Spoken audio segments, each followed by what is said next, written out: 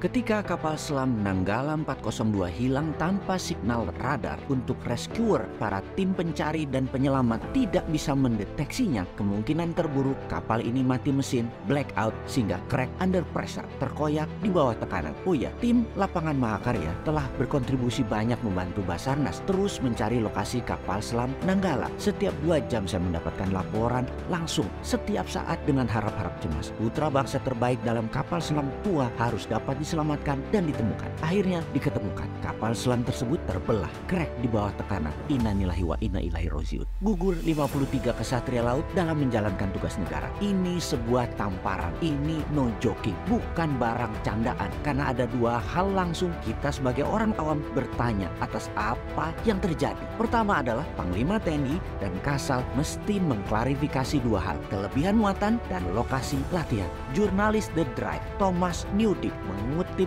Combat Fleets of the World edisi tahun 93 yang mengatakan biasanya submarine tipe Nanggala berkapasitas hanya 34 personel. Kedua, Laut Utara Bali berkategori palung laut, kedalamannya hingga 700 sampai 1300 meter. Semakin ke timur, semakin dalam. Arus bawah lautnya deras dan kuat. Tempat latihan TNI AL dan kapal selam bukan di situ, tapi di perairan Situbondo, Banyuwangi sampai utara Singaraja. Submarine Nuclear Power Fleet sekaliber Royal Navy's Astute kelas yang sanggup beroperasi di bawah 300 meteran aja tidak berani ke sana. Kapal selam Rusia terbaru dengan tenaga nuklir Yesen class bisa melakukan safe depth di 450 meter dan tidak berani lebih dalam dari itu. Kok bisa-bisanya KRI Nanggala angkut 53 orang dan latihannya di zona berbahaya? Wahai Panglima dan Kasal, mohon dijawab ya, apa yang terjadi kemudian? Sistem pertahanan Indonesia jadi dikesankan terlemah di Asia Tenggara, bukan hanya omongan di warung kopi.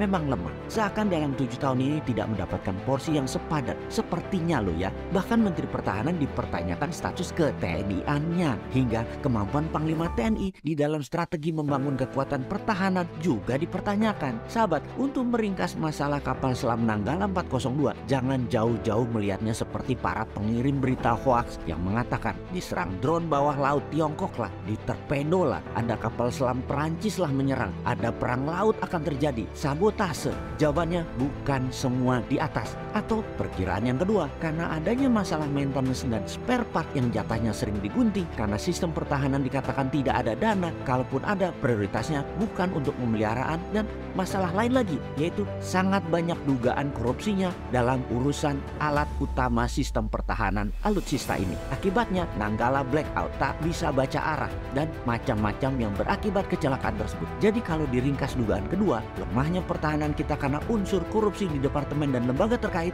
Jadi semua ini harus dibongkar. Kesimpulan sepihak versi 2 adalah korupsi membunuh putra bangsa terbaik. Kedepan kalau Anda benar-benar NKRI garis lurus wahai pejabat, tebas masalah korupsi itu. Kita kembali ke topik awal. Dunia pertahanan itu memang tidak ada wujud nyatanya, seakan-akan sepi terlihat, baru dibutuhkan atau dianggap penting ketika kapal perang negara lain manuver masuk ke Indonesia. Di sana baru kita lihat apakah kita bisa antisipasi atau bahkan bisa menyerang balik, atau diam saja karena nggak bisa apa-apa. Misalnya Australia dari Port of Darwin mengirim jet tempurnya lewat Christmas Island menyerang Jakarta dalam 30 menit. Bisakah diintersep serangan tersebut? Malaysia dari Sarawak serang Balikpapan. Pangkalan mana yang bisa menghalangi serangan udara tersebut? Atau kota Medan diserang oleh Thailand. Pangkalan mana yang bisa menahannya? Jangan-jangan dalam waktu 2 jam setelah negara agresor berangkatkan pasukan tempurnya, kota yang ditarget tersebut rata tanah sebelum bisa diintersep oleh pasukan kita.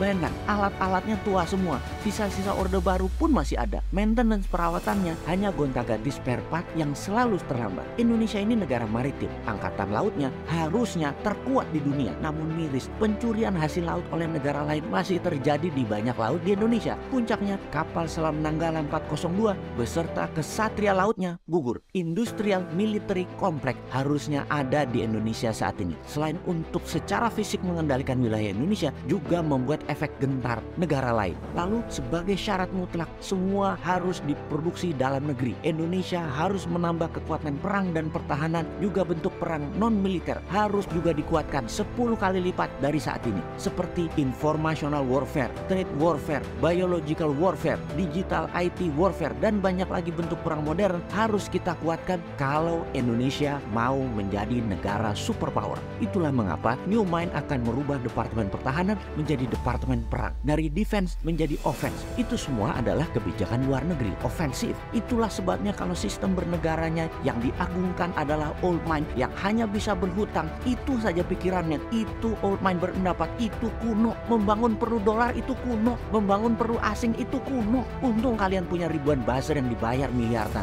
Jadi terlindungi semua ketidakmampuan banyak pejabat dengan narasi, dengan cerita sukses dan kesederhanaan. Kalau bernegara ala New Mind, maka printing money 100% dengan underlying military industrial complex pasti dilakukan. Membangun mesin perlindungan negara seperti tank, kapal selam, kapal frigat, kapal laut, mungkin sampai kapal induk hingga sistem radar, komunikasi satelit sendiri. Gelontorkan saja 500 triliun setahun pakai printing money dengan syarat bahan bakunya harus 100% Indonesia. Dan bagi New Mind itu pasti akan dilakukan. Walau awalnya trial error, ya nggak apa-apa. Setahun 2 tahun pertama mungkin yang benar-benar jadi hanya 40%. Namun di tahun ke-10, bayangkan kekuatan Indonesia saat ini. Dan bayangkan apa yang terjadi di tahun 2045 nanti. Kalau New Mind mah mulai sekarang, kalau Old Mind mah nggak tahu.